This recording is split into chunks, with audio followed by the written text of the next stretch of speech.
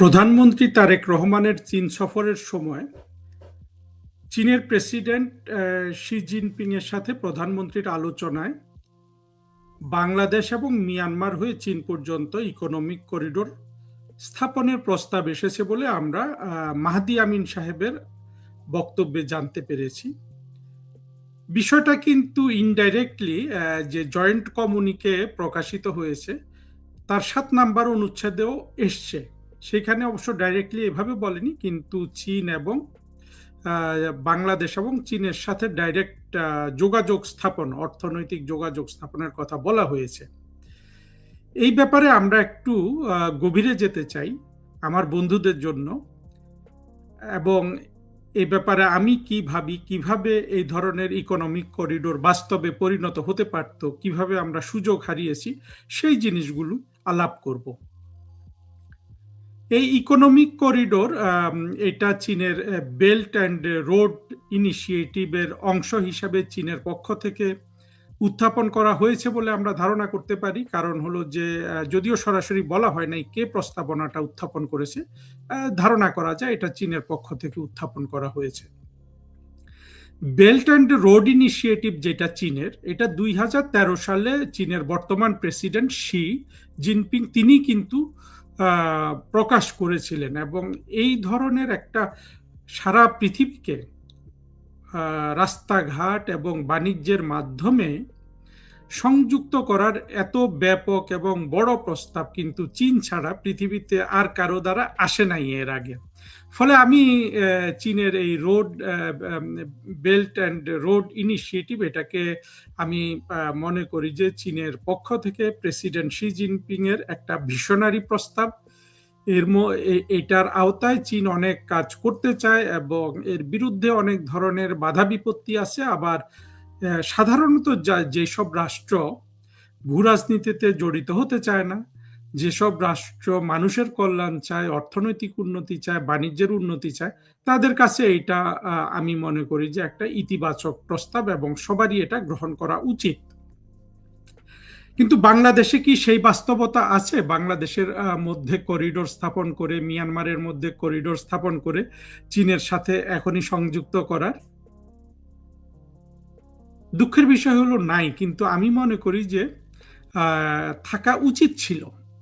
দেখুন, বাংলাদেশে যেটা ভারত এবং বাংলাদেশ দুইটা নিকটতম প্রতিবেশী, আমাদের মধ্যে কিন্তু আমরা যোগাযোগ সেভাবে স্থাপন করতে পারিনি। পাকিস্তান আমলে রেল লাইনে যোগাযোগ ছিল, 65 সালের যুদ্ধের পর সেই যোগাযোগ বন্ধ হয়ে গেছে। পরবর্তীতে 71 সালে 72 সালে বাংলাদেশ স্বাধীন হওয়ার পর থেকে আমরা এখন বুঝতে পারি পেছনের দিকে তাকিয়ে, আগে বুঝতাম না, বাংলাদেশের 71-এর পরাজিত শক্তি একেবারে প্রথম দিন থেকে, অর্থাৎ 1971 সালের 16 ডিসেম্বর থেকে, 16 ডিসেম্বরকে কিন্তু জঙ্গিরা বিজয় দিবস মানে না, তখন থেকে তারা চিন্তা ভাবনা শুরু করেছে কিভাবে ভারতের সাথে বাংলাদেশের আপনার সংঘাত লাগিয়ে রাখা যায়। সেই সংঘাতের পথ ধরে যেতে যেতে যেতে যেতে 2024 সালে এই স্বাধীনতা বিরোধীরা প্রথম সুযোগ পেয়ে যায় মুক্তিযুদ্ধের পক্ষের শক্তিকে ক্ষমতা থেকে সরিয়ে তারা যেই মানুষের মনস্তত্ত্বে হানা দিয়েছিল সেটার সার্থকতা তারা আদায় করে। এবং এদের কাছে জিনিসটা হলো যে বাংলাদেশের মধ্য দিয়ে ভারতের কোনো মালপত্র পরিবহন হয়, সেটাকে তারা সাথে সাথে বলবে যে ভারত এখান দিয়ে সামরিক বাহিনী নিয়ে যাচ্ছে। এইসব সামরিক বাহিনী নিয়ে চীনকে ভারত রক্তচক্ষু দেখাচ্ছে এবং তার 7 সিস্টার্সে সামরিক বাহিনীর রসদ পরিবহন করছে, যদি আপনার ধরেন চাল, আটা, গমও যদি নেওয়া হয়। এইভাবে তারা জিনিসটাকে বর্ণনা করে। আবার আমরা দেখেছি যে বাংলাদেশের প্রধানমন্ত্রী শেখ হাসিনা একেবারে দস্তুর মতো নিজের রাস্তাঘাটের মতো ভারতের রাস্তাঘাটকে তিনি ব্যবহার করতেন ট্রান্সশিপমেন্টের জন্য, যেটার মাধ্যমে ভারতের উপর দিয়ে আমাদের মালপত্র পরিবহন হতো, বিশেষ করে আমাদের তৈরি পোশাক, যেগুলো ভারত হয়ে তৃতীয় দেশে ইউরোপ আমেরিকাতে রপ্তানি হতো। এবং যেটা ভারত বন্ধ করে দেওয়াতে তখনকার যে বাণিজ্য উপদেষ্টা নামে যে দুর্বৃত্ত ছিল ইউনুসের ডাকাততন্ত্রে, সে বলেছিল যে এতে বাংলাদেশের 2,500 কোটি টাকা ক্ষতি হবে আর কি বাংলাদেশে।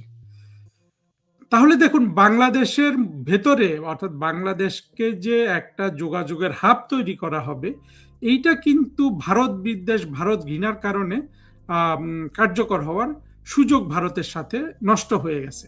এরাই কিন্তু চীনের জন্য যদি কোনো কিছু স্থাপন করা হয়, এটাকে কিন্তু স্বাধীনতা বিরোধীরা আপনার খুব উদার হস্তে সমর্থন দিবে বলে আমি ধারণা করি। কিন্তু বাস্তবে কি সেটা সম্ভব? ভারতের সাথে যোগাযোগ বন্ধ রেখে চীনের সাথে সরাসরি যোগাযোগ রক্ষা করা কি সম্ভব? এই প্রশ্ন থাকলো।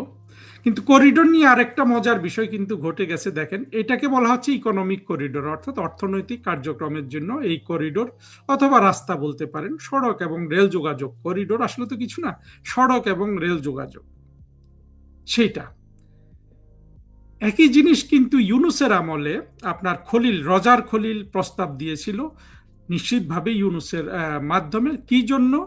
মিয়ানমারে যে রাখাইন অঞ্চলে যারা বিচ্ছিন্নতাবাদী আছে তাদেরকে মানবিক সহযোগিতা দেওয়ার জন্য, সেখানে ফ্যামিন ঠেকানোর জন্য। দেখেন সেখানে ফ্যামিনের খবর নাই, মানবিক দুর্বিপাকের খবর নাই, তখনই কিন্তু এরা এই খলিল এবং ইউনুস মিলে এইটা দিয়ে দিতে চাচ্ছিল। পরে দেখা গেল যে কিছু কিছু সেন্সিবল মানুষ এগুলা ঠেকিয়েছে। তৌহিদ হোসেন এটার বিরোধী ছিলেন এবং বাংলাদেশের মিলিটারি এটা ঠেকিয়েছে বলে আমরা জানি। বাংলাদেশের মিলিটারিকে আমরা মনে করি যে, অনেকে বলে যে তাদের বুদ্ধি হাঁটুতে থাকলে কিন্তু তারা বাধা দিত না। তারা দেখতে পাচ্ছিল যে এইটা দিলে তারা সরাসরি চীনের, এবং কারণ এই করিডোর তো মার্কিন যুক্তরাষ্ট্র ব্যবহার করবে তাদের উদ্দেশ্যে গঠন করার জন্য, ইউনুস এবং তার চেলা রজার খলিল কিন্তু উঠে পড়ে লেগেছিল। তো এইরকম জিনিস যদি মার্কিন যুক্তরাষ্ট্র ব্যবহার করে, তারা সরাসরি চীন এবং ভারতের সামরিক হুমকির সম্মুখীন হওয়ার একটা সম্ভাবনা ছিল। এই জন্য কিন্তু ওয়াকার বাহিনী ওটার বিরোধিতা করেছিল।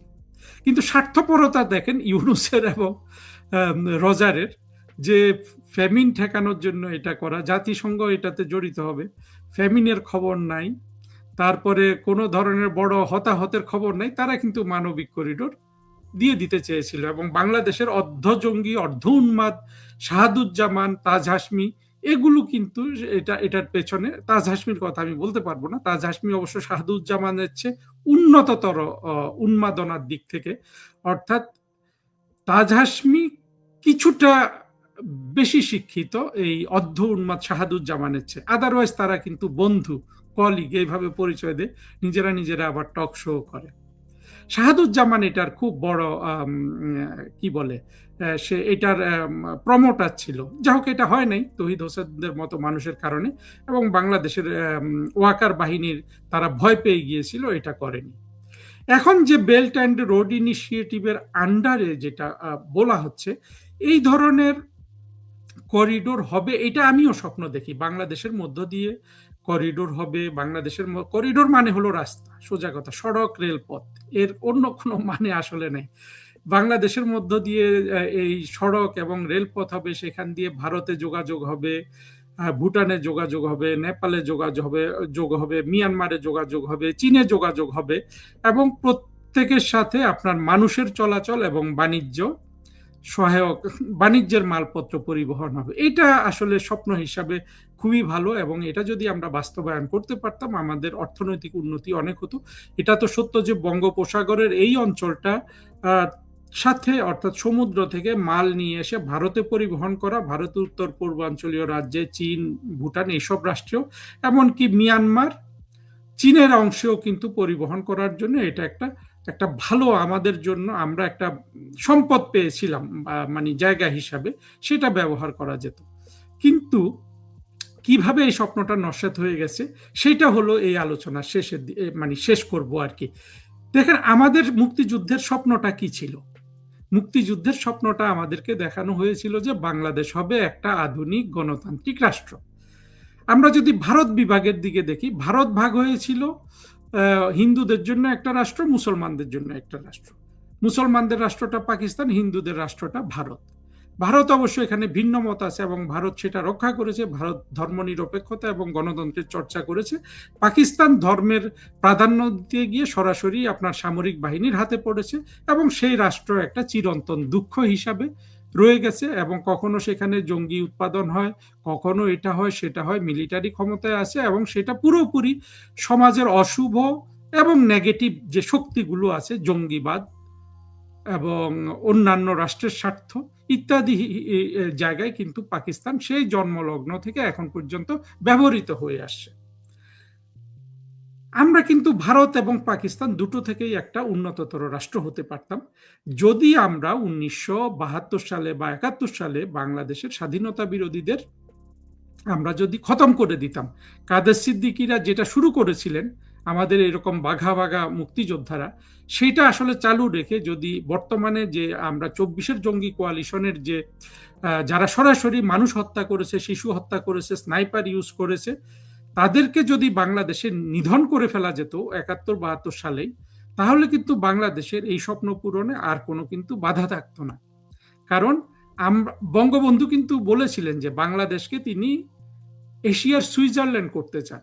সেই স্বপ্নটাই কিন্তু বাস্তবায়ন হতো যদি আমরা আমাদের প্রতিবেশী প্রত্যেকটা রাষ্ট্রে যদি আমরা করিডোর যেটাকে বলা হচ্ছে, রাস্তাঘাট দিয়ে সমুদ্রে তাদের পথ খুলে দিয়ে আমরা তাদের সহায়তা করতে পারতাম।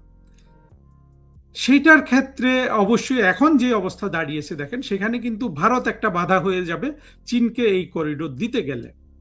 অর্থাৎ ভারতের সাথে বাংলাদেশের কোনো ট্রাস্ট কিন্তু আর অবশিষ্ট নাই। এই জায়গায় কিন্তু বাংলাদেশের আমাদের যে হিন্দু কমিউনিটি, তারা কিন্তু বাংলাদেশের একটা বড় ট্রাস্ট হতে পারত ভারতের জন্য। অর্থাৎ ধরেন বাংলাদেশের যদি সত্যি সত্যি সেই 18% হিন্দু থাকতো ৭২ সালের, তাদের প্রতি যদি কোনো ঘৃণা আপনি ইত্যাদি যদি না ছড়াতেন, তাদের যদি বাংলাদেশ থেকে বের করে না দিতেন, তারা কিন্তু বাংলাদেশে ভারত যদি কোনো চাপ সৃষ্টি করতে চায়, এই হিন্দু কমিউনিটি কিন্তু বাংলাদেশের হয়ে ভারতের বিরুদ্ধে লড়ার জন্য সবচেয়ে শক্তিশালী আমাদের কিন্তু অস্ত্র হতে পারত।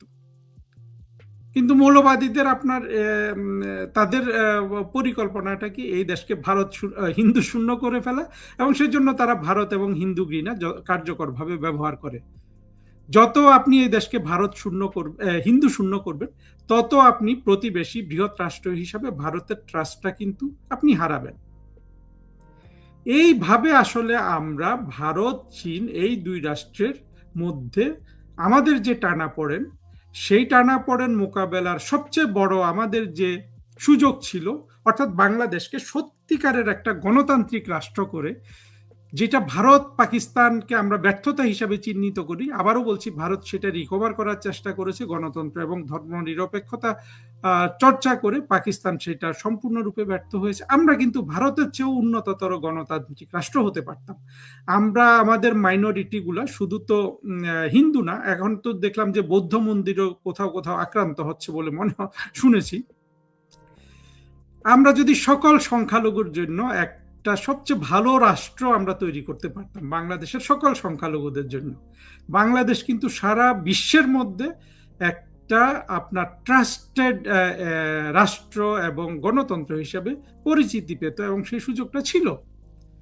এই ধরনের পরিচিতি পেলে সেই রাষ্ট্র কিন্তু ওই সুইজারল্যান্ড হতে পারে। সুইজারল্যান্ড কিন্তু একই পদ্ধতিতে আপনার সুইজারল্যান্ড হয়েছে। আমরা দেখেছি যে দ্বিতীয় বিশ্বযুদ্ধ, প্রথম বিশ্বযুদ্ধ, কোনো বিশ্বযুদ্ধে সুইজারল্যান্ড জড়িত হয়নি, বড় বড় শান্তি চুক্তিগুলো সুইজারল্যান্ডে হয়। আমরা যদি আমাদের গণতন্ত্র ধরে রাখতাম, গণতন্ত্র ধরে রাখার প্রথম এবং প্রধান শর্ত ছিল ১৯৭২ সালে স্বাধীনতা বিরোধীদের সমূলে বিনষ্ট করা। বাংলাদেশের গণতন্ত্রের একমাত্র বাধা কিন্তু ২৪-এ যারা জঙ্গি উত্থান ঘটিয়েছে, তারা বিএনপিকে মাসল পাওয়ার হিসাবে পেয়েছে, কিন্তু বিএনপিকে তো এখানে অক্সিলিয়ারি ফোর্স ছিল। মূল ফোর্স কারা ছিল? জামাত হেফাজত। এই ফোর্সটাই হলো বাংলাদেশে গণতন্ত্র প্রতিষ্ঠার একমাত্র প্রতিবন্ধকতা, এবং এটা বাংলাদেশে থাকবে না, এটার অস্তিত্ব থাকবে না, এই প্রতিশ্রুতি নিয়েই কিন্তু আমরা স্বাধীনতা যুদ্ধে গিয়েছিলাম। আমরা পাকিস্তান থেকে বাংলাদেশকে স্বাধীন করেছিলাম, যে বাংলাদেশে কোনো অগণতান্ত্রিক শক্তি থাকবে না। সেই অগণতান্ত্রিক শক্তি কিন্তু এমনভাবে ক্ষমতা পেয়েছে বাংলাদেশে যে ২৪-এ তারা জঙ্গি উত্থানই করে ফেলেছে।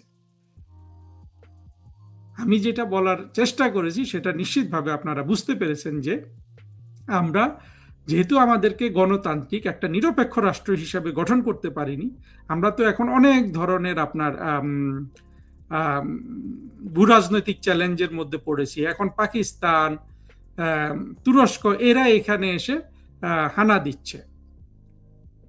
ফলে আপনি ভারত, চীন প্রত্যেকের সাথে ইকোনমিক করিডোর ইত্যাদি আপনি তৈরি করতে পারবেন না যতদিন বাংলাদেশে এই মৌলবাদী শক্তিগুলো থাকে। তারেক রহমান সরকারের এখানে তিনিও তো এই জয়েন্ট কমিউনিকে তাতে তো লেখা হয়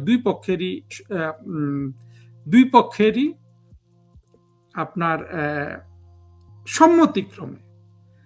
সেই জায়গায় আমাদের আসলে এখনই বাংলাদেশ হয়ে চীনে যে করিডোর হবে, সেটা আসলে করতে গেলে ভারত বাধা দিবে, ভারতে কিছু করতে গেলে চীন বাধা দিবে কিনা জানি না, বাংলাদেশের মৌলবাদীরা বাধা দিবে। ফলে এই অবস্থায় আসলে বাংলাদেশ যে দক্ষিণ এশিয়ার সুইজারল্যান্ড হওয়ার একটা সুযোগ ছিল, সেই সুযোগ এখন একেবারে নষ্ট হয়ে গেছে। আমরা যদি এই সুযোগ তৈরি করতে চাই, আমরা যদি চীন, ভারত প্রত্যেকের সাথে সুসম্পর্ক রেখে আমাদের রাস্তাঘাট তাদের ব্যবহারের সুযোগ করে দেই, যার মাধ্যমে আমাদের ব্যাপক অর্থনৈতিক উন্নয়নের সুযোগ রয়েছে, সেটা করতে হলে বাংলাদেশের আসলে মূল প্রগতির এবং গণতন্ত্রের মূল যে শত্রু, সেটাকে খতম করতে হবে। সেগুলো হলো 24-এর জঙ্গি আন্দোলনের আপনার যারা অস্ত্র হাতে নিয়েছিল সেই অংশটা। তারেক রহমানের সরকার তাদের সাথে বন্ধুত্ব করবে, তাদের তাদের মাসল পাওয়ার ব্যবহার করে ক্ষমতায় আসবে, তারপর এই ধরনের কার্যক্রম গ্রহণ করবে, সেটা আসলে হয় না। আমি প্রধানমন্ত্রী তারেক রহমানকে সরাসরি আহ্বান জানাতে চাই, আপনার এই ধরনের কার্যক্রম গ্রহণ করতে হলে আপনাকে অবশ্যই 2024-এ যাদের সাথে আপনি কোয়ালিশন করেছিলেন তাদের মধ্যে যারা সরাসরি চরমপন্থী, তাদের থেকে আপনি দূরত্ব সৃষ্টি করুন। ভবিষ্যতে দেখা যাচ্ছে তারা কিন্তু আপনার উপর ভীষণ কোপ দিতে পারে, সেই ব্যাপারে সচেতন থাকবেন। আমি আপনার রাজনৈতিক প্রতিপক্ষ, আপনার নীতি সমালোচনা করতে পারি, কিন্তু আপনি বা আপনার দল এই বাংলাদেশের সরাসরি যারা বিপদ, সরাসরি যারা আসলে শত্রু, তাদের হাতে আপনারা তাদের রোষানলে পড়ে আপনারা অনেক কিছু খোয়ান, সেইটা কিন্তু আমি আবার চাই না। সবাইকে অনেক অনেক প্রীতি ও শুভেচ্ছা। আপনারা জানেন বাংলাদেশ এটা টার্মোয়েল সিচুয়েশনের ভিতর দিয়ে যাচ্ছে। দেশের অর্থনীতি প্রতিনিয়ত ক্রমাগতভাবে ধ্বংসের মুখোমুখি হচ্ছে। অসাম্প্রদায়িক চেতনা নির্বাসনে চলে গেছে এবং মৌলবাদী জঙ্গি গোষ্ঠী প্রতিদিন মসজিদে, মক্তবে, মাদ্রাসায় বলৎকারে উন্মত্ততায় মেতে উঠেছে। এমন কোনো দিন নেই যেই দিন 2-4টি মাদ্রাসায় একাধিক ছাত্র বা ছাত্রীকে বা মসজিদে বলৎকারের ঘটনা ঘটছে না। এটা এখন প্রায় রেয়ার একটা ঘটনা, প্রতিদিনই ঘটছে। এর মধ্যে সব কিছু চাপিয়ে যে জিনিসটি আমাদের সামনে এসে দাঁড়িয়েছে সেটি হচ্ছে বাংলাদেশের প্রধানমন্ত্রীর মালয়েশিয়া এবং চীন সফর। খেয়াল করে দেখেন, বাংলাদেশ 18 কোটি মানুষের একটি দেশ, যেই দেশের অর্থনীতির আকার মালয়েশিয়ার অর্থনীতির চাইতে কম নয়, প্রায় কাছাকাছি। মালয়েশিয়া আমাদের চেয়ে ধনী, কিন্তু আমাদের মাথাপিছু আয় কম হলেও মানুষের দিক থেকে আমরা যেহেতু 18 কোটি মানুষের দেশ, আমাদের অর্থনীতি প্রায় মালয়েশিয়ার কাছাকাছি সাইজের। তো সেই মালয়েশিয়াতে আমাদের প্রধানমন্ত্রী গেলেন, সেখান থেকে তিনি চায়নাতে গেলেন। মালয়েশিয়াতে যাওয়ার পর তাকে অভ্যর্থনা জানাতে এয়ারপোর্টে যিনি আসলেন, তিনি হচ্ছেন সেই দেশের একজন ধর্মমন্ত্রী। খেয়াল করে দেখেন, পররাষ্ট্রমন্ত্রী নয়, প্রধানমন্ত্রী নয়, প্রেসিডেন্ট নয়, রাজা নয়, একজন ধর্মমন্ত্রী। তার মানে একটি রাষ্ট্রের প্রধানমন্ত্রীকে একজন ধর্মমন্ত্রী এসে এয়ারপোর্টে অভ্যর্থনা জানিয়েছে। তারপর তাদের সাথে সেরকম উল্লেখযোগ্য কোনো চুক্তি, তাদের সাথে উল্লেখযোগ্য কোনো ধরনের ডিল হয়নি। এমনকি বাংলাদেশের শ্রমিক নেওয়া যে বন্ধ, সেটাও কিন্তু উন্মুক্ত তিনি করার কোনো প্রতিশ্রুতি পাননি। তারপর তিনি চায়নাতে গেলেন। তো চায়নাতে তিনি প্রথম বলতে গেলে মালয়েশিয়াতে তো শুধুমাত্র দোষ ছাড়ানোর জন্য, যাতে আমাদের অন্য প্রতিবেশী ভারত অথবা আমেরিকা জানে বলতে না পারে যে ভারতে গিয়েছে বা চায়নাতে গিয়েছে, এটা তৃতীয় রাষ্ট্রে গেলেন, সেটা হলো মালয়েশিয়া। কিন্তু ওনার মূল উদ্দেশ্যটা হচ্ছে চায়না। ভারতেরও দাওয়াত দিয়েছিলেন শুনেছি, পরবর্তীতে ভারত আর আগ্রহ দেখিয়েছেন কিনা সেটা জানি না, কারণ তারেক রহমান ক্ষমতায় আসার আগে ভারতের মধ্যে একটা আগ্রহ সৃষ্টি হয়েছিল। ভারত মনে করেছিল আওয়ামী লীগ ক্ষমতায় না থাকলে কি হয়েছে, বিএনপির সাথে তো আমরা আগেও কাজ করেছি, যদিও অতীত অভিজ্ঞতা ভালো না, তারপরও কিন্তু ভারত বিএনপির সাথে কাজ করার জন্য উদ্গ্রীব ছিল। এবং তারেক রহমানের মাতা সাবেক প্রধানমন্ত্রী বেগম খালেদা জিয়া যখন মারা যান, ভারত বিশেষ এনভয় পাঠিয়েছে, তাদের পররাষ্ট্রমন্ত্রীকে পাঠিয়েছে এবং বার্তা পাঠিয়ে শোক বার্তা দিয়েছে। এবং তারেক রহমান প্রধানমন্ত্রী হওয়ার পরপরই আমার মনে হয় পৃথিবীর যে কোনো দেশের আগে ভারত তাকে শুভেচ্ছা জানিয়েছে।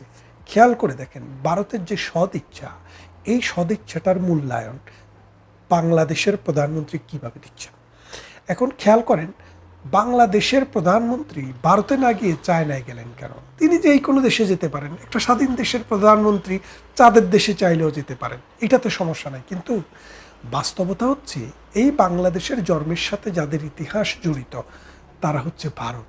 এবং আমাদের তিন দিক থেকে যে রাষ্ট্রটি আমাদেরকে ঘিরে আছে সেই রাষ্ট্রটির নাম হচ্ছে ভারত। এবং আমাদের নদীমাতৃক দেশের 54টি নদী নিয়ে যে পানির সমস্যা, সেই 54টি নদীর পানি আসে ভারত থেকে।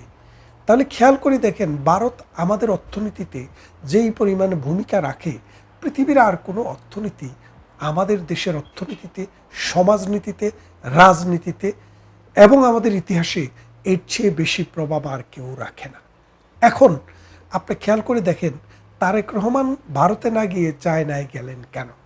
চায়নায় যাওয়ার মূল কারণ হচ্ছে তারেক রহমান ভেতরে ভেতরে একটা জিনিস আন্দাজ করেন যে ভারত আমাকে যতটাই দাওয়াত দেখ, যতই মশো করুক, তুলু করুক, আসলে ভারত আমাকে বিশ্বাস করে না। কারণ ভারত জানে, ভারতের ইন্টেলিজেন্স জানে তারেক রহমানের হাত হচ্ছে জঙ্গিদের সাথে, তারেক রহমানের কানেকশন হচ্ছে চীনের সাথে, তারেক রহমানের কানেকশন হচ্ছে পাকিস্তানের সাথে, তারেক রহমানের কানেকশন হচ্ছে জামাতের সাথে।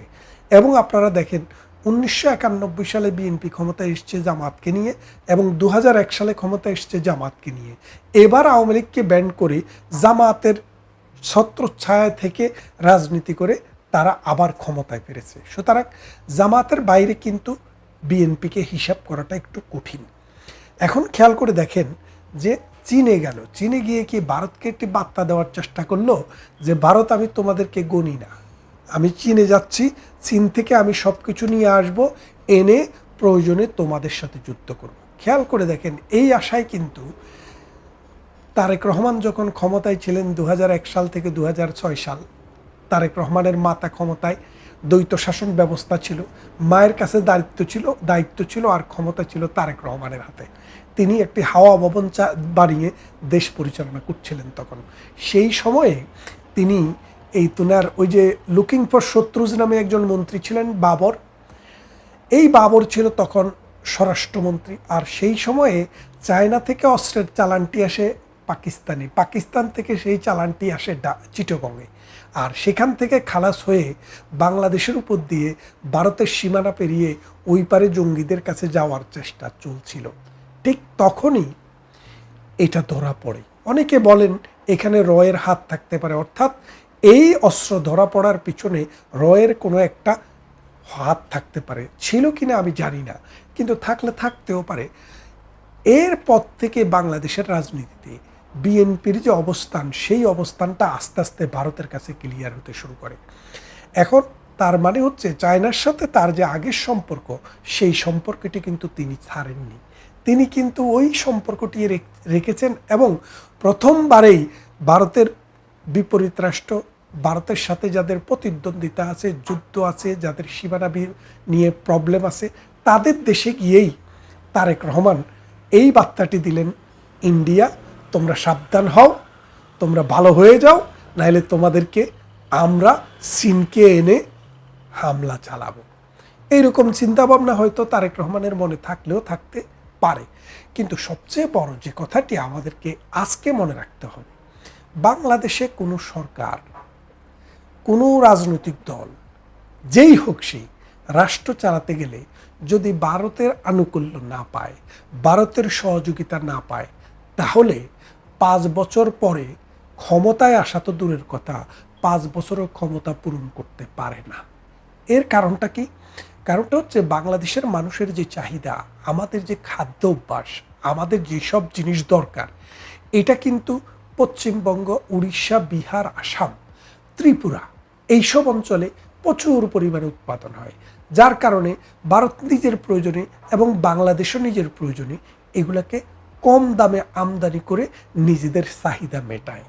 কোনো কারণে যদি ভারত সীমান্ত দিয়ে এইসব পণ্য বাংলাদেশে না ঢোকে, বাংলাদেশে যদি না আসে, তাহলে আলটিমেটলি বাংলাদেশে ওই পণ্যের দাম আকাশচুম্বী হয়ে যায়, সমাজে হাহাকার নেমে আসে এবং সামাজিক বিশৃঙ্খলা সৃষ্টি হয়, ভোক্তার ক্রয় ক্ষমতার বাইরে চলে যায়। যেই কারণে ভারতের সাথে একটা সম্পর্ক আমাদের থাকতেই হয়। একই আকাশ একই বাতাস যে বলেছেন, কথাটা মিথ্যা নয়। কারণ ভারতের সাথে আমাদের ভৌগোলিক সীমারেখা দিয়ে যদিও আমরা বিচ্ছিন্ন, কিন্তু দুই বাংলা হাজার হাজার বছর থেকে কিন্তু একটি দেশ ছিল। এই বাংলায় হিন্দু আছে, ওই বাংলায় মুসলমান আছে। এখন একটা জিনিস খেয়াল করে দেখেন, ভারতে এখন 30% মুসলমান, পশ্চিমবঙ্গে, সরি ভারতে নয়, পশ্চিমবঙ্গে 30 থেকে 34% মুসলমান, আর বাংলাদেশে 8 থেকে 9% হিন্দু। এখন যদি বাংলাদেশের তারেক রহমান সরকার মনে করে আমরা এক্সচেঞ্জ করতে চাই, যে বাংলাদেশ থেকে এই 10% হিন্দুকে পাঠিয়ে দিয়ে ভারত থেকে 36% মুসলমানকে এনে জায়গা দেব, তাহলে বাংলাদেশকে দোতলা তিনতলা যদি করতে চান তারেক রহমান, সেটা নিয়ে আমাদের কোনো ভ্রুক্ষেপ নেই, দেখি উনি কতটুকু করতে পারেন। কিন্তু সবচেয়ে বড় যে বিষয়টা হচ্ছে, দিন যত যাচ্ছে ভারতের অর্থনৈতিক সামর্থ্য বাড়ছে, মিঠা পানির প্রয়োজনীয়তাও তাদের বাড়ছে। তাদের সাথে যদি সুষ্ঠু সম্পর্ক, ভালো সম্পর্ক আমরা না রাখতে পারি, তাহলে আমাদের যে নদীমাতৃক দেশের নদী, এই নদী কিন্তু মরে যাবে। ভারত কিন্তু এই নদীকে হত্যা করার ক্ষমতা রাখে। এখন এই জিনিসটা তারেক রহমান বুঝছে না। কেন বুঝছে না? তারেক রহমান মূলত ভেতরে ভেতরে এক ধরনের জঙ্গিবাদী চিন্তা চেতনা পোষণ করে, যার কারণে সে এই জামাত, এই মনে করেন হেফাজতে ইসলাম, এই কি জানি হিজবুত তাহেরি, তারপরে ওই যে মুফতি আমিনী, এই রকম যত রকমের মানে ধর্মান্ধ গোষ্ঠী আছে, এদের সাথে কিন্তু তলে তলে সে একটা লিয়াজু মেনটেন করে। আপনি দেখেন ঢাকার মাঠে আজকে কতদিন থেকে কালো কালো পতাকা নিয়ে, যেটা ওই যে আইএসরা করেছিল, সেই আইএসের পতাকা নিয়ে হাজার হাজার মানুষ মিছিল করছে, মিটিং করছে, বিভিন্ন জায়গায় লাগাচ্ছে। তার মানে বাংলাদেশকে একটা অন্ধ আফগানিস্তান, সোমালিয়া, ইথিওপিয়া, নাইজেরিয়া অথবা ওই যে আলজেরিয়ার মতো একটা সাম্রাজ্যে, আফগানিস্তানের মতো একটা সাম্রাজ্যে পরিণত করতে যাচ্ছে। এবং সেটাতে বিএনপি জল ঢালছে। জল কিভাবে ঢালছে? যে প্রগতিশীল রাজনীতির যে ধারা আওয়ামী লীগ তৈরি করেছিল, সেই আওয়ামী লীগকে নানাভাবে প্রতিদিন আওয়ামী লীগের, ছাত্রলীগের, যুবলীগের ছেলেমেয়েদেরকে হত্যা করা হচ্ছে। গতকাল তুরাগ থেকে 3টি লাশ উদ্ধার করা হয়েছে, সাতকানিয়াতে একজনকে হত্যা করা হয়েছে, আরেকজনকে হত্যা করা হয়েছে ফরিদপুরে। ঠিক এইভাবে প্রতিদিন প্রতিনিয়ত মানুষ হত্যা হচ্ছে। আপনি যতই হত্যা করবেন, বাংলাদেশের এই হত্যা করে রাজনীতি আপনি বন্ধ করতে পারবেন না। আর আপনি চীনে গিয়ে ভারতকে দমন করতে পারবেন না। ভারত এখন এমন একটা শক্তি, বাংলাদেশের এই প্রেক্ষাপটটা যদি আপনি বিচার করেন, তাহলে ভারতের সাথে আপনার সম্পর্ক যত খারাপ হবে, বাংলাদেশের অবস্থা তত খারাপ হবে। আপনি দেখেন শেখ হাসিনা যখন যায়, বাংলাদেশের জিডিপি ছিল 7%। আজকে ভারতের সাথে সম্পর্ক খারাপ হওয়ার এই 2 বছরের মাথায় এখনো জিডিপি 4%-এ যায় নাই। তার মানে কি দাঁড়াচ্ছে? ভারত থেকে তো আপনি মানে সম্পর্ক নষ্ট করেছেন, সম্পর্ক খারাপ করেছেন, কিন্তু জিডিপি তো আপনি বাড়াতে পারেননি, পারবেনও না। কারণ ভারতের সাথে যখন সম্পর্ক হয়, লেনদেন হয়, ভারতের সাথে যখন আমাদের অবাধ বাণিজ্য হয়, তখন ভারতের লাভ হয় অনেক, কিন্তু বাংলাদেশও বেঁচে যায়। কেন বেঁচে যায়? আপনি খেয়াল করে দেখেন, এই ব্রিটেনে গত 5 বছরে 5 জন মানে 4 বছরে 5 জন প্রধানমন্ত্রী দেখেছি। এর মূল কারণ কি? মূল কারণ হচ্ছে ইউরোপিয়ান ইউনিয়ন থেকে বেরিয়ে যাওয়ার পরে প্রতিবেশীদের চাইতে আমাদের পণ্যের দাম 20 থেকে 25% বেশি, যার কারণে মানুষের জীবন দুর্বিষহ। এই কারণে মানুষ কোনো গভর্নমেন্টের উপরে স্থিতিশীলতার জন্য নির্ভর করতে পারছে না, কারো উপরে তারা বিশ্বাস আনতে পারছে না, মনে করতে পারছে না যে তারা দেশ চালাতে পারবে। উল্টো গিয়ে নানান সামাজিক সমস্যা সৃষ্টি করতেছে এবং বারবার শুধু প্রধানমন্ত্রী বদলেছে, কিন্তু সমস্যার সমাধান আসছে না। ঠিক তেমনি বাংলাদেশও যতদিন এই জিনিসটা বুঝতে পারবে যে ভারত বাংলাদেশের জন্য শুধু সামরিক, অর্থনৈতিক বা রাজনৈতিক ইস্যু নয়, বাংলাদেশের সর্বাঙ্গীন উন্নতির জন্য, বাংলাদেশের স্থিতিশীল রাষ্ট্র কাঠামোর জন্য এবং নাগরিক জীবনের স্বস্তির জন্য যদি ভারতের সাথে সুষ্ঠু সম্পর্ক, ভালো সম্পর্ক রাখা না যায়, তাহলে বাংলাদেশ রাষ্ট্র তার অস্তিত্ব হারাবে, বিলীন হবে। আপনি জানেন একটা সময় ছিল পার্বত্য চট্টগ্রামে আমরা যেতে পারতাম না, কারণ সেখানে যুদ্ধ অবস্থা ছিল। এখন সেই যুদ্ধ অবস্থা আবার ফিরে এসছে এবং নতুন করে বার্মার সাথে আমরা আমাদের একজন রোহিঙ্গাকেও ফেরত পাঠাতে পারলাম না, কিন্তু নতুন করে বার্মার সাথে, চায়নার সাথে ট্রেড করার আবার নতুন নাকি দিগন্ত খুলছে। মরা মানুষ যিনি নিজেকেই বাঁচাতে পারেন না, তিনি নাকি বাংলাদেশকে স্বর্গে তুলে নেবেন, সেই বার্মাকে।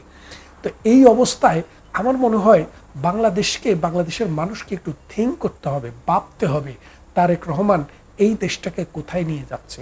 আগামী দিন যদি এই দেশ আফগানিস্তানের মতো হয়, নারীদেরকে যদি ঘরে ফেরত পাঠানো হয়, যদি আমাদের সমাজ, আমাদের রাষ্ট্র যদি ভায়োলেন্ট একটা রাষ্ট্রের সর্বোচ্চ পর্যায়ে চলে যায়, তাহলে এই 18 কোটি মানুষের দেশে একটা গৃহযুদ্ধ অনিবার্য হয়ে উঠবে। আর সেই গৃহযুদ্ধে কত লোক মরবে, কত লোক পুঙ্গ হবে, কত সমাজের যে বিশৃঙ্খল হবে, সেটা কল্পনা করলে আঁতকে ওঠার মতো অবস্থা। আসুন এই সমাজকে, এই রাষ্ট্রকে মৌলবাদ দিয়ে নয়, আমরা যুক্তি দিয়ে, অসাম্প্রদায়িক চেতনা দিয়ে, মুক্তিযুদ্ধের চেতনা দিয়ে এই সন্ত্রাসী, এই চাঁদাবাজ, এই হত্যাকারী, গুমকারী যারা রাষ্ট্রকে অস্থিতিশীল করতেছে, তাদেরকে আমরা মোকাবেলা করি। ভালো থাকবেন, কথা হবে অন্য কোনো ভিডিওতে।